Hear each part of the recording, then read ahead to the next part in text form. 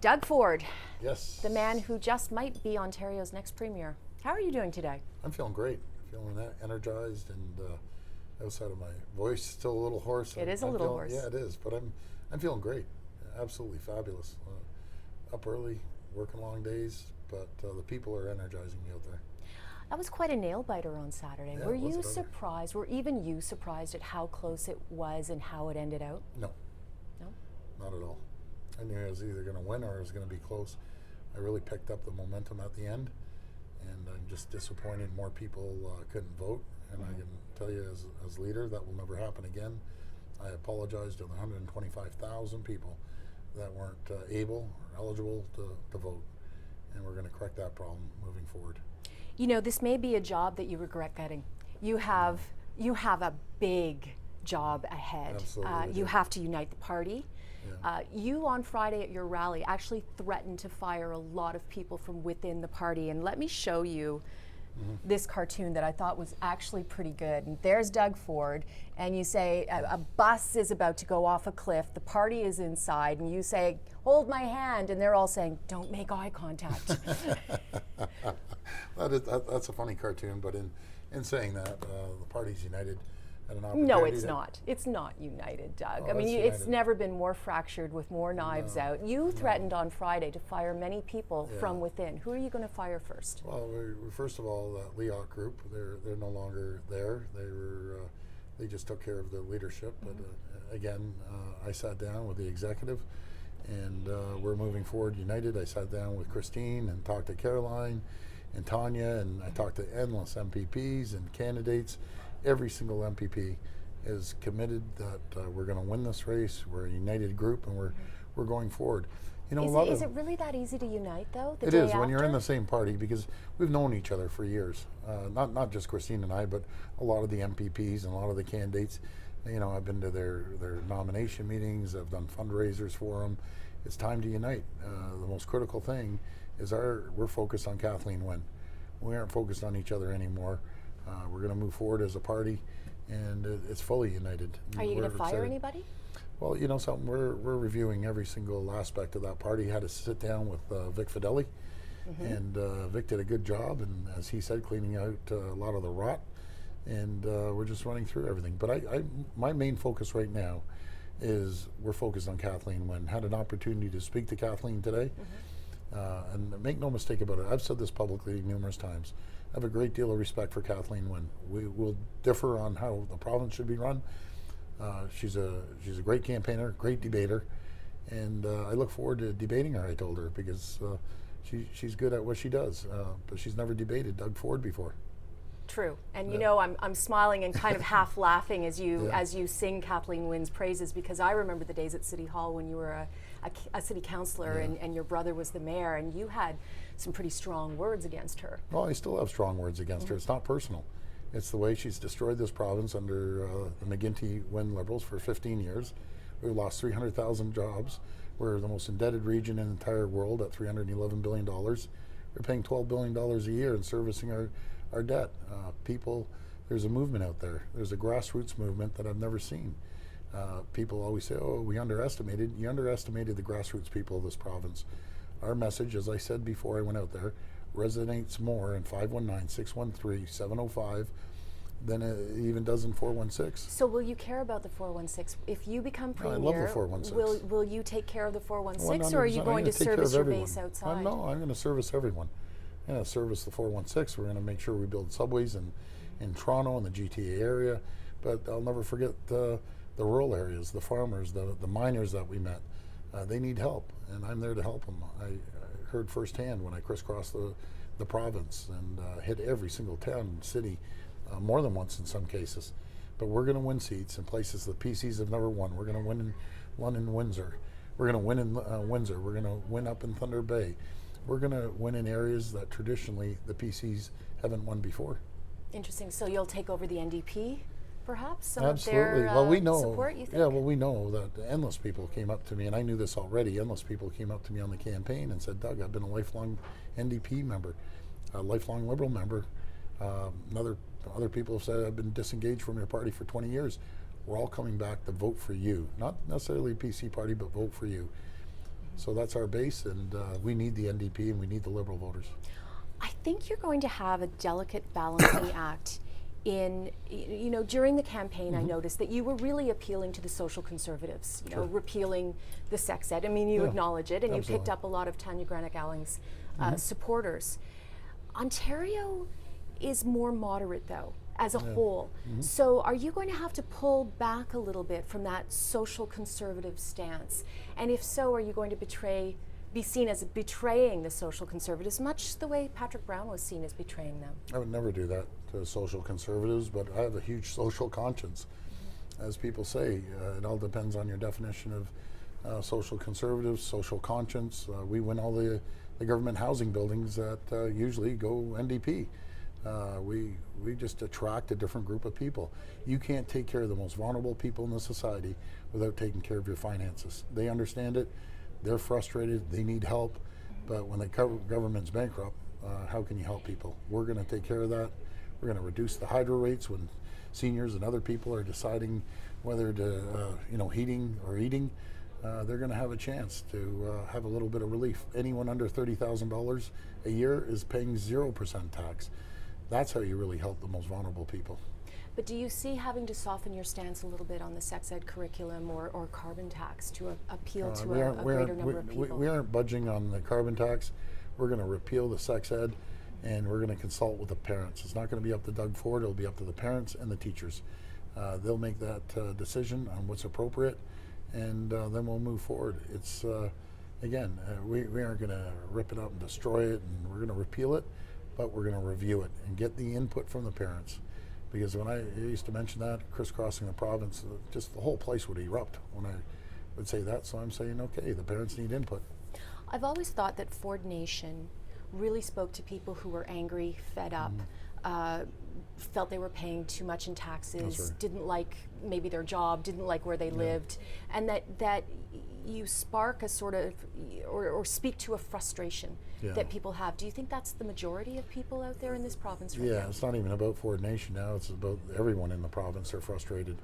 I've been in this game for 30 years, and when I door knock, you get a little mix before in any other election. This time, it's every single door that they do not want Kathleen Wynne back. They don't want the Liberals back. They've seen how the NDP ran our province, and that was a disaster. They want a change. We're going to bring them a change. We're going to make this province the most prosperous province in the entire country and the most prosperous region in North America to do business. What do you say to people who compare you to Trump and say, now you're our version of Trump North? Well, everyone's seen our family. I'm not Trump. We've been in politics for 30 years, well before Donald Trump even existed. But I'll tell you, you look at south of the border, they have the lowest unemployment in 20 years. They've dropped the corporate tax from 36 down to 21%. Trillions of dollars are coming back into the country. Manufacturing jobs are coming back. Then you look at Ontario, lost 300,000 jobs, highest hydro rates in North America. We have this nasty carbon tax, some of the highest residential taxes in the country, and water rates as well. You can't be competitive when you have all these taxes on the backs of the people and the backs of the businesses. We're going to get rid of these taxes and attract new businesses. But the U.S. seems to be divided on people who love Trump and people who hate Trump. Do you think that that's where you're going to be, is equally polarizing in Ontario? Because I have to say, even from the latest poll that came out in Forum Research, it showed, roughly half of the people polled don't like you. You make them uncomfortable. Do you think that you're going to be able to bridge that gap? Yeah, I gotta laugh because Why are you laughing? No, I laugh because you just love throwing this Trump thing up. No, I've changed the topic to the pool. But the media wants to always throw that up, and people are. Well, but when I go into I'll towns, be honest. There are some comparisons in terms of your style and you're brash, and you have this take no prisoners approach, and people don't know what to do with you. For example, people who debate you because you kind of make up your own rules as you go. You don't follow the traditional rules. So that, I think, is fair to compare you to Trump on that. Do you know what's funny? The number one comment I get when I sit down with people is, Doug, you're totally different than what the media portrays you to be. I'll repeat that. You're totally different than what the media portrays you to be. And you even admitted the other day, you're calmed down. Again, yes, you have softened considerably since your days at City Hall. Well, I've softened because I think I've learned a lot, and I'm not there protecting my brother. I'd protect my brother tomorrow in 10 seconds if I could. I'm not there. I'm going to protect the taxpayers, and we're going to sweep this province. I'm predicting right now there's going to be the biggest majority this province has ever seen from any political organization out there. We're going to win more seats than anyone ever has. So I'm going to hold that segment of the Yeah, tape. We're going to keep hold that part, and June keep that 8th, clip. I will show it to you, and we'll can't see wait. which way it goes. Absolutely. You mentioned your brother, Yes. and you know, so I'm going to backtrack a little bit, because my question to you, when we see this forum poll, Sure. where you make a lot of people uncomfortable, and it shows that 50% really aren't so sure about you as being the next premier. Is there a softer side to Doug Ford? Because sure to there is. your point, you Yeah. have been, and I think it's also your own doing, you have been portrayed as tough, brash, hard. Some have called you a bully. Is there a softer side to Doug Ford? Oh, there always is. You see me when I'm out in the public. I'm not that. I've become harsh, and I start attacking when people start stealing off the taxpayers. I'm their protector. I'm going to protect the taxpayers. I'm going to put money back in their pockets to the government. I'm going to stop all the sole source deals and the political corruption that we've seen down at Queen's Park. It's not going to happen under my watch. And if it does, we'll make sure that the people are out of the party, no matter who it is. And if they break the law, they're being arrested. I'm not going to tolerate anything. There's billions of dollars being wasted on these sole source deals every single year. The party's over with the taxpayers' money. Saturday night, Yes. I was in that hallway outside the door to the room where you were camped out waiting for the final confirmation and the official announcement. And, you know, half an hour before, we heard the odd cheering. So we sort of knew what was going on. But I also heard, I believe it was your voice, saying Jones, which was the nickname you and your brother, Rob Ford, had for each other. Were you Actually, it was thinking- someone else that It was actually somebody else? chanted Okay. that. But yeah, you know, Rob meant everything to me. I'd do anything to have him back for 10 minutes. I miss him. Miss him tremendously, but I know Rob, he's having a good little chuckle upstairs and saying, "Go get him, Jones," and we'll go get him. Is he, and your father, Yes, who my was father as an well. MPP? I mean, That's are right. they sort of, you know, really prominent in your thoughts as you reach Absolutely. this major milestone? I mean, that you know, they were both in politics, but you have just reached another level of politics. Yeah, they were. They taught me a lot. Rob taught me a lot, and my dad taught me a tremendous amount about life in general and about business and politics. And I learn. I learn every single day. I'm a lot wiser and a lot smarter after going down to City Hall 4 years after. And I told my associate coming down here, I said, just imagine how much smarter you were 4 years ago. 4 years after than you were 4 years prior to that. You learn. We all are. And as you move forward, you learn. So what do you say to voters who remember those 4 chaotic years at City Hall? I mean, it really was insane, and they have a vision of you, and they don't know that you can be the premier. They can't wrap their head around that. And I'm being honest, I'm hearing a fair bit of that. Well, I think there's more people that are saying, go make the changes. We need someone strong, someone with a backbone that will stand up to the grassroots. And to be fair, no one can argue with our financial record. We saved over $1 billion. We ended up outsourcing the garbage, making DGC an essential service, saved hundreds of millions of dollars on the labor deal, and we had the city booming, absolutely booming. Now it's gone all back again. Taxes have gone up. You know, we delivered a 0% tax increase. Now their taxes have gone up.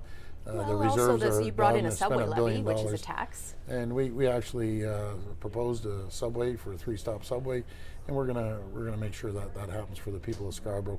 But we did tremendous things for the city, and everyone knows it. Sure, there was a little bit of turmoil the last year or two, but the first few years were tremendous. And again, you're talking to Doug Ford. With all due respect, I'm not Rob Ford, and I love Rob Ford more than anything in the world. We're different.